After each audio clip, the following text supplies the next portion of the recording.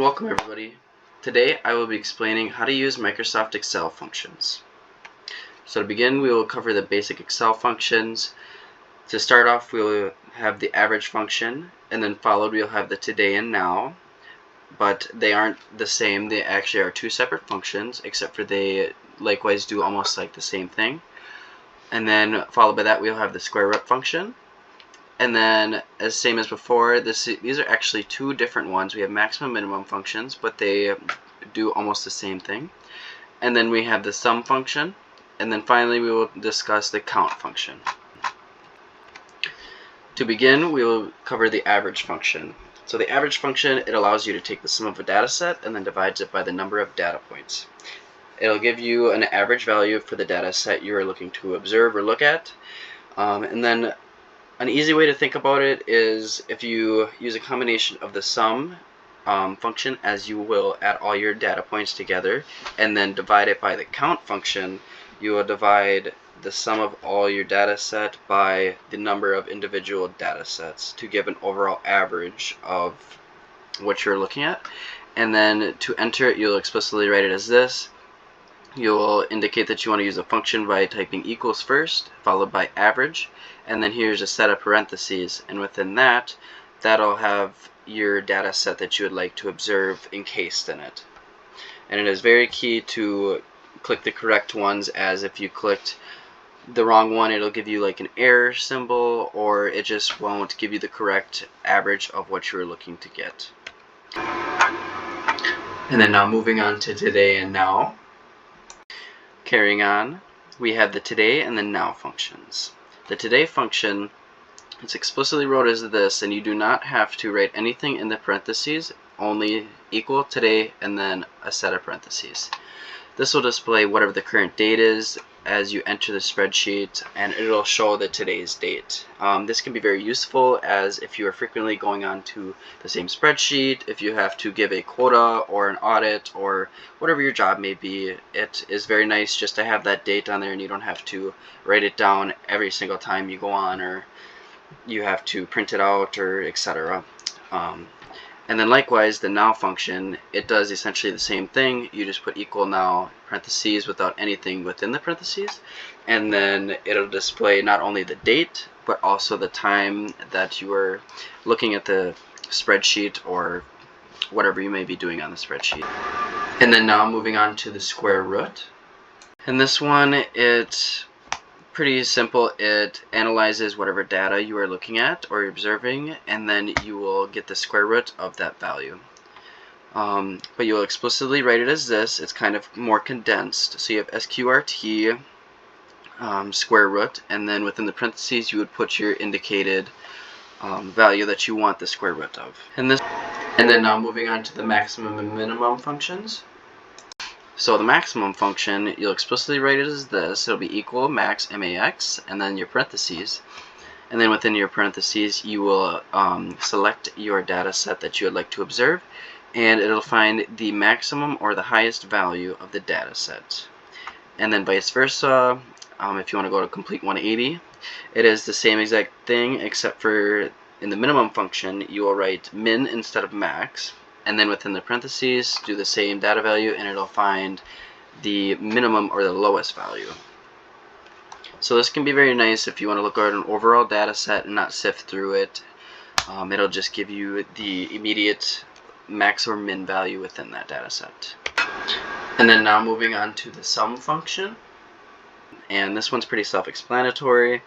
It'll give you the sum of a data set or whatever data you are looking to add together.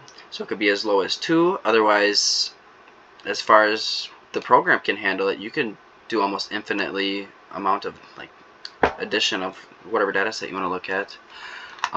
But you will type it in as this. It'll be equal sum, and then within the parentheses will once again be the data set that you're looking to observe. And then finally, we will cover the count function.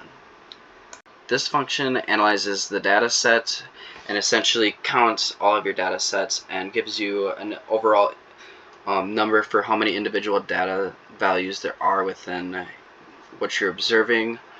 This can be very time efficient, especially if, for say, you have a consensus or a group of people or the data set, whatever it may be, and you simply need a count or how many are listed there.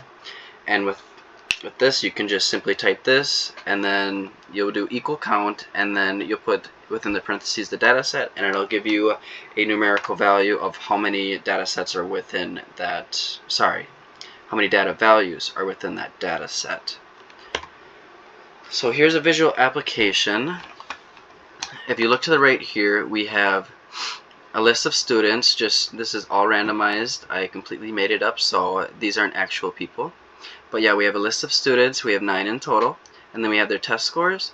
And then right here I put the explicit Excel function, but I removed the equal sign so then you can read and see it, versus here on the right, this is what it would display regularly.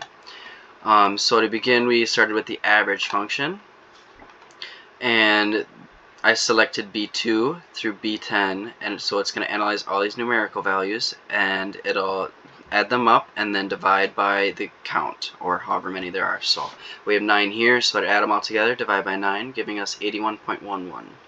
And as for today, you won't indicate any of these, you won't click anything else, you'll only enter this with an equal sign in front, and then it'll give you today's date. Likewise, do the same exact thing except for switch today to now, and then it'll give you the date as well as the time. And then for the square root, I selected B2, so Carly's score here, 98, and then you would put equal square root B2, and then it'll give you the square root of that, which was 9.9. And then for the max and the min, they are the same except for you switch AX for IN, and then it indicates the largest value, so Connor over here, and then here's the minimum value, which sadly Elizabeth didn't do so hot. And then here is a sum function. So this would add B2 to B10, and that equals 730 if you added all these together, which would take some time with the calculator, especially if you have a large data set, so it's very nice to have that. And then here's the count. So as I was saying, there's 9. It'll count all of these instead of me sitting here and going 1, 2, 3, da da da da da, and it'll give you how many are in there. So as I was saying with the average, you're basically taking the sum, 730, because you're going to add them all together, and then count 9, and you're going to divide 730 by 9, and then you should get 81.11. But these are just the basic Excel functions, and they are very useful. Many different applications, but yeah, a lot of people use those, and they're the most popular. And then lastly, just a summary of what we covered today. We have the basic functions of Excel explained, how to enter them, etc. First we have the average, which finds the average value of the data set. Today and now functions, which display the current date and time without having to explicitly type it in. It'll just display it automatically. And then we have the square root function, and that one will calculate the square root of a given value or values. And then followed by that we have the maximum minimum values, which indicates the maximum minimum values within the data set. And then followed by that we have the sum, which calculates the sum of a given data set. So it just, whatever you click on as the data set, it'll add them all together to give you an overall sum of them. And then lastly we have the count, which it'll analyze your data set and then count the individual values within there, and it'll give you an overall count of how many there are there, which can be very useful in different cases. I myself have used all of these multiple times, and it's made my life a lot easier. So